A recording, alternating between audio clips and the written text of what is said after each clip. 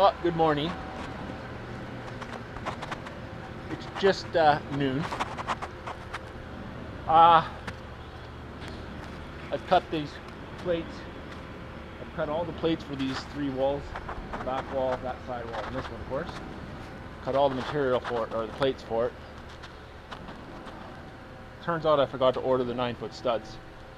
I remember calculating how many I needed, and then I got distracted because there was some interesting beam activity which made me waffle on how to build the wall, and I realized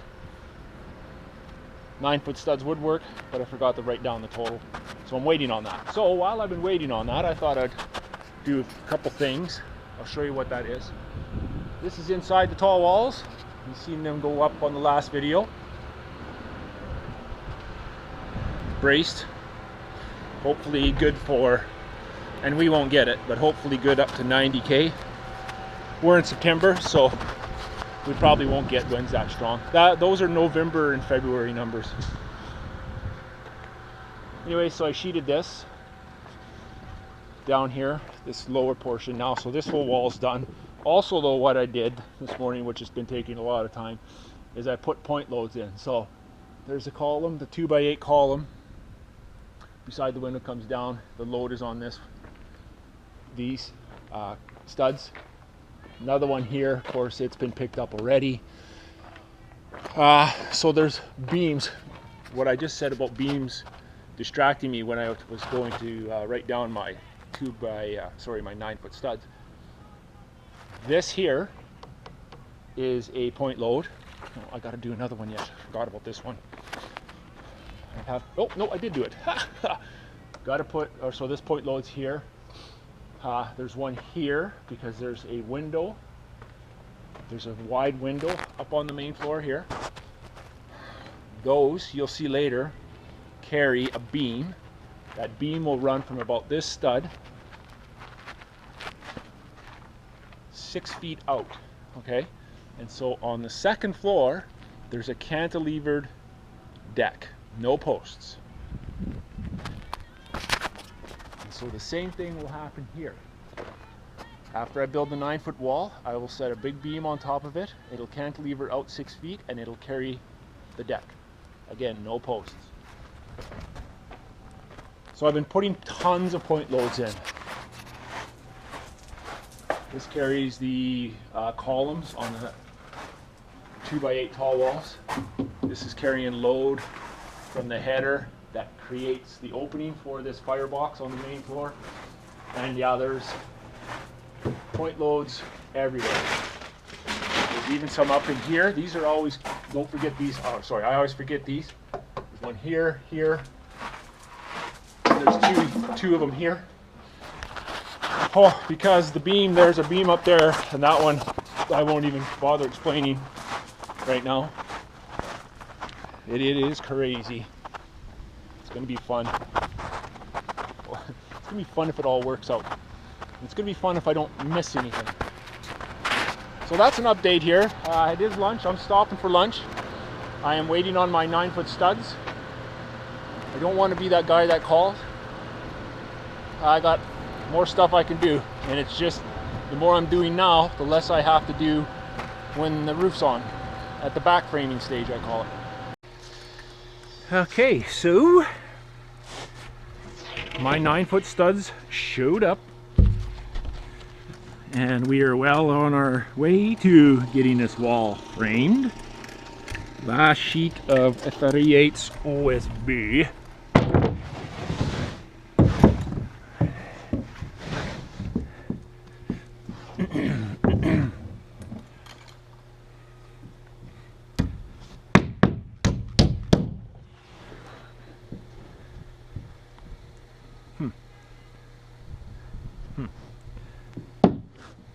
Seems a little long, no?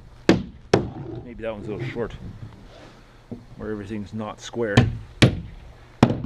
It's square. It has to be square. I squared it.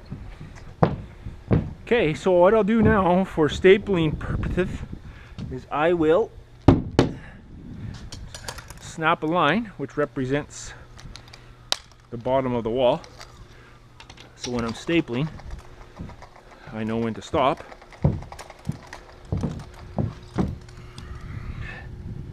I love hanging my sheet over like this. Zip tie it together. And, truth be told, there's a bit of a thing there sometimes when you're, come on, get off the top of the nail. There's a thing that happens where your bottom plate meets your floor. Things aren't always beautiful. And when you overlap the sheeting like this, it makes it perfect.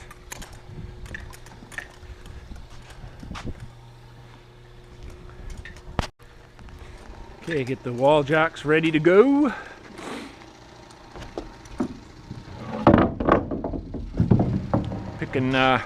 Making sure I pick nice 2x4s.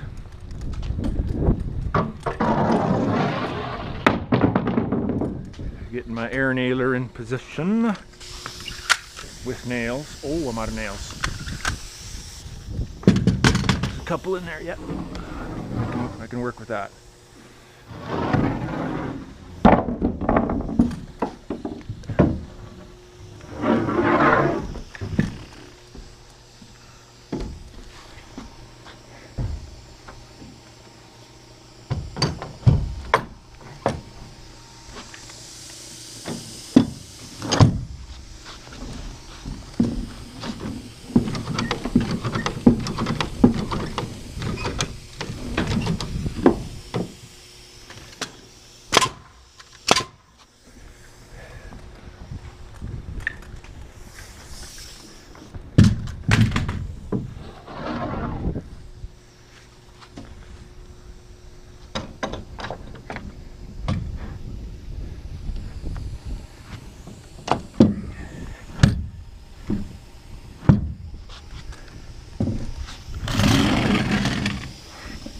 These guys are always tricky to set up. You go through this ring, then you go in between these two rollers, this roller and this. Then you go through this ring, which looks exactly like this. And then you go in front. There's a roller here, and in between this and that roller.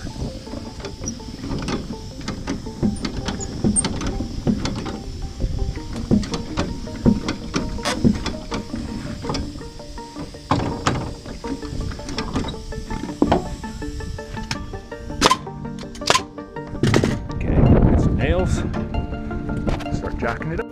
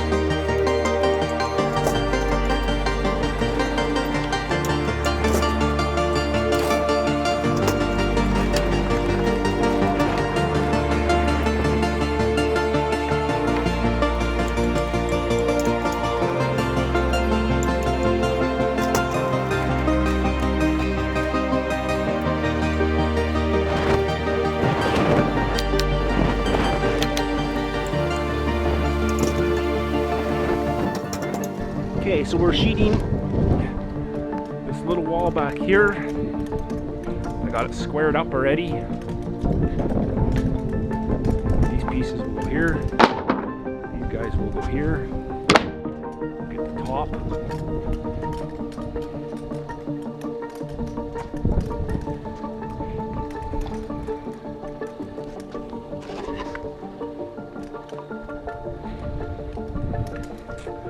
got that back wall just stick framed right now.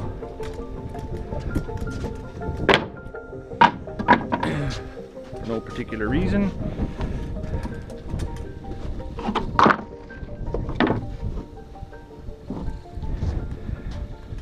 So this is where the 2x8 wall will fasten.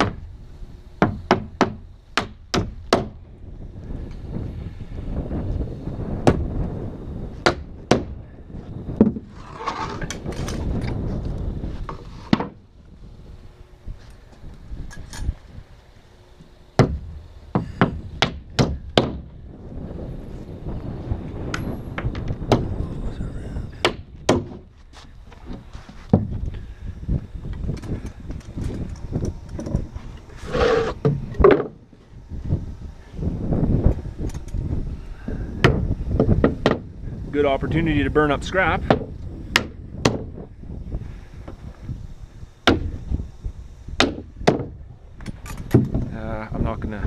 I won't staple that because this might wow. Well, okay, what I could do, 6 inches, 6 inches, just about perfect. I'm going to pull it in just a smidge.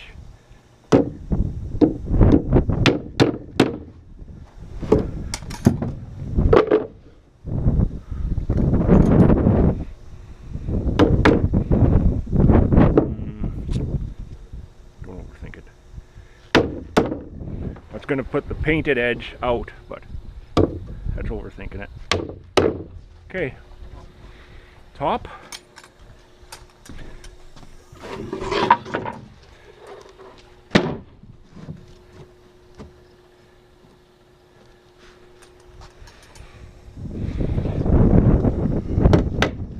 Don't miss the stud. I know it's there. Okay.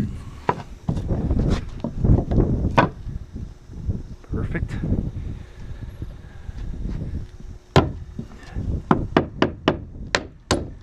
So now I just noticed again I'll have to add studs in here to carry the load of this cantilevering beam, and that load will transfer right down to the foundation. Lots of point loads. Okay, we'll pull all the nails. Now, this is always a bit of a hiccup with a hinge nail here. One second. So when you do a hinge nail, this will happen. My wall has to slide in. This is kind of in the way. Now I could beat on it and force it into the wood, or I could smoke it out of the way like this.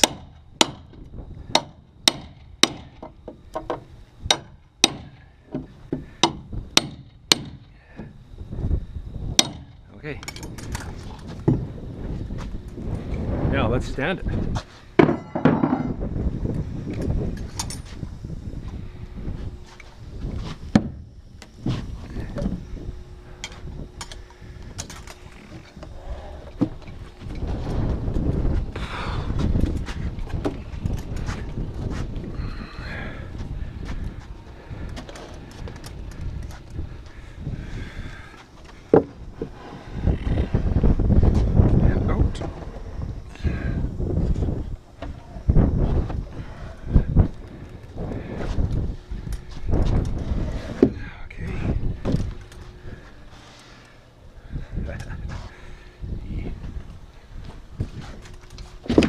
Okay, it's in.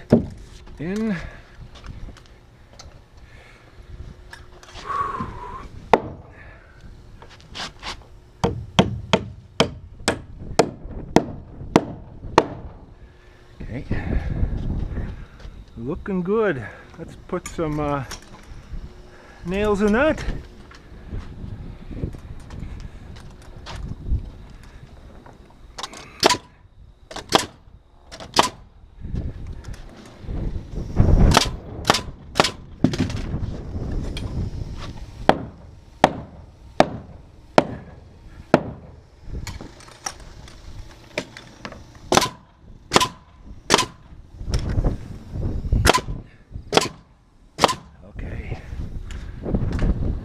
Top in.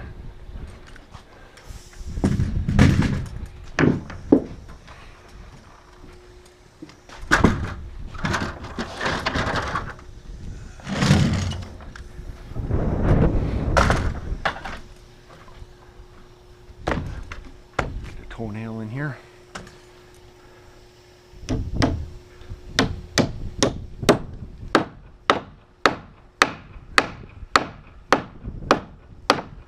Close, really, really close.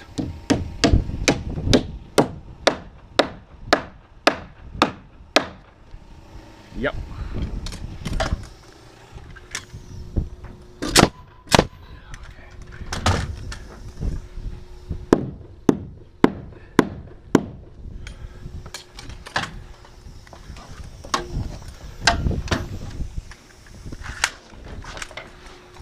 Oh, okay.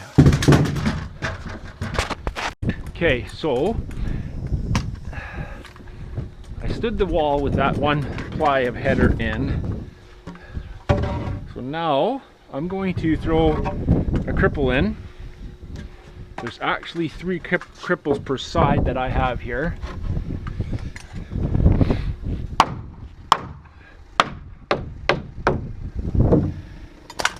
Oh, it's just beautiful out. I love September.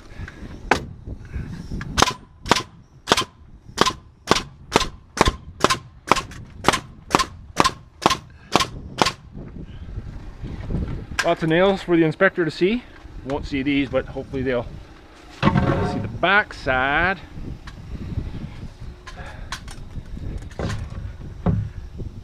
Oh.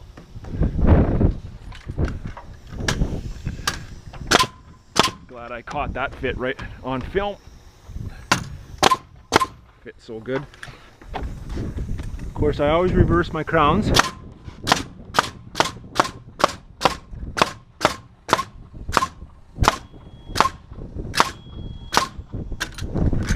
Whenever I can, or when I put my first 2 together, in hopes that it straightens out. Okay, now let's go get, that's a 3-ply, we have to go get another ply. And that is way over there, and it's heavy. I could use this to carry them, but that would make too much sense. We'll do it the old-fashioned way. So this is where all my trusses and beams are.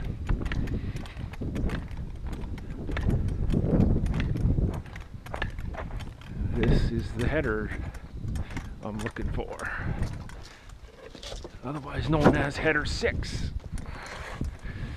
So the last time I carried it, I had it on my shoulder. I don't think that's a good idea. We'll go like this. Okay, I'm gonna turn this off for now. So here we are at the old sawhorses, checking for square. Looks beautiful. The opening is 140 plus 9 inches for all the plies. 149.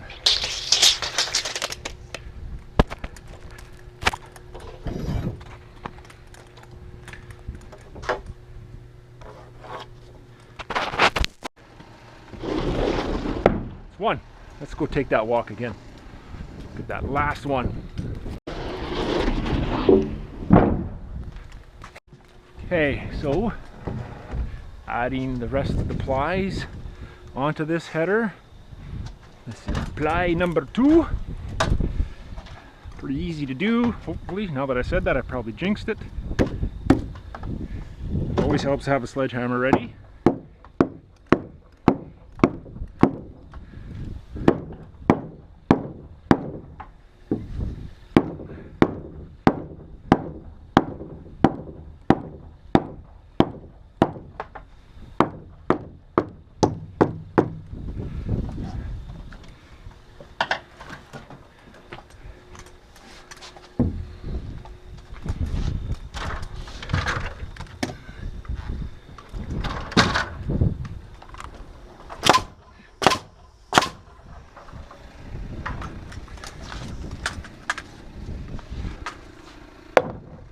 Perfect.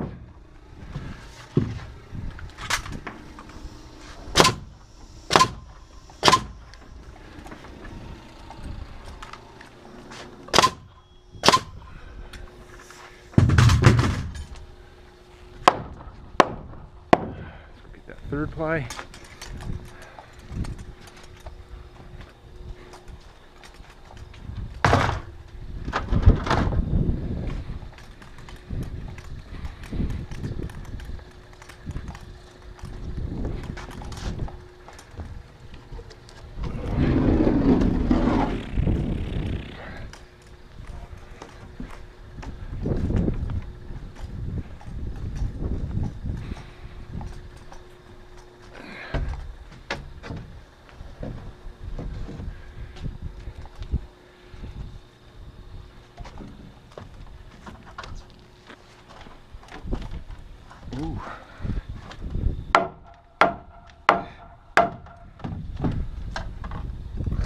Whoa, careful.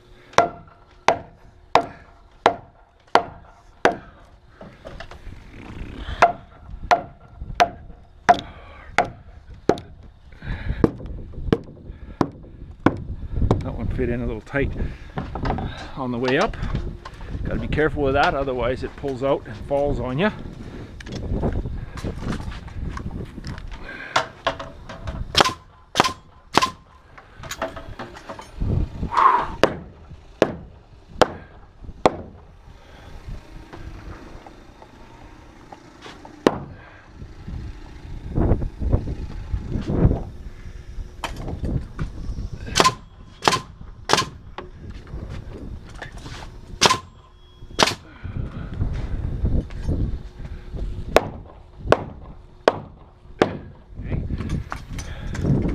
I think this is a little too far out over here.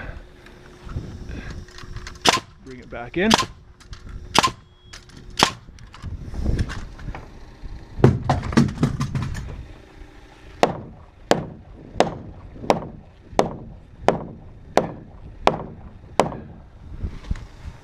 Okay,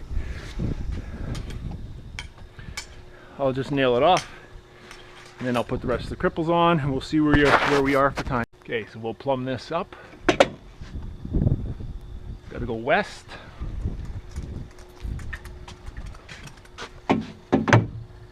Yup.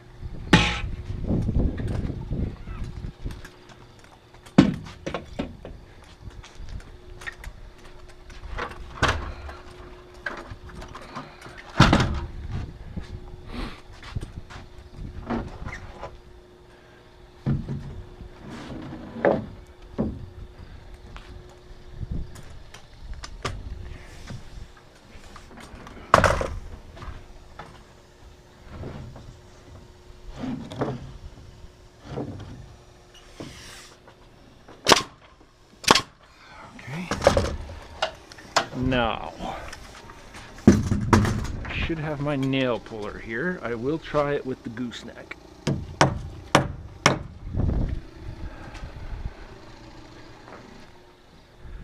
I don't see my nail puller. I think it's in my trailer yet.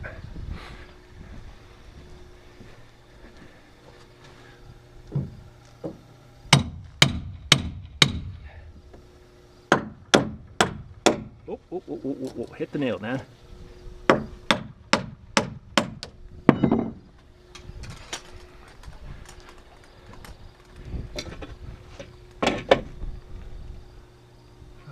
Let's take a bit more out.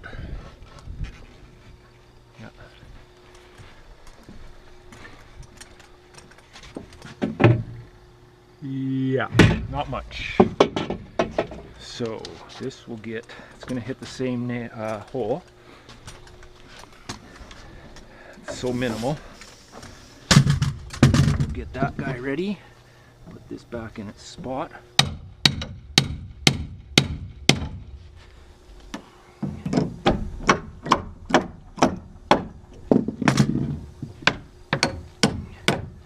Actually, I think it's gonna, hope that's not too much.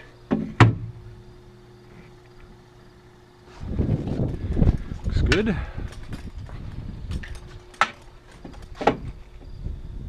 Ooh, I like it.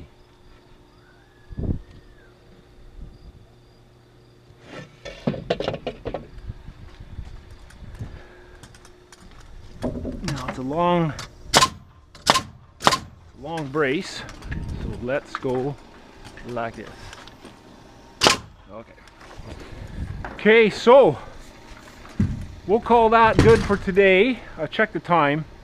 If there's time remaining, actually what I'm going to do is I'm going to carry these two studs. We'll make them point loads. I'm going to carry them down through that stub wall. Here I went and put 1 foot centers in there, and that was a complete waste of time. So yeah, that's all I'm gonna do, and I don't think I'll start sheeting. I could start sheeting this, but I don't think so.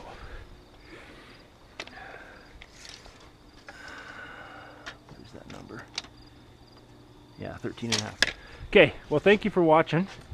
You all take care, and we'll see you on the next one. Bye for now.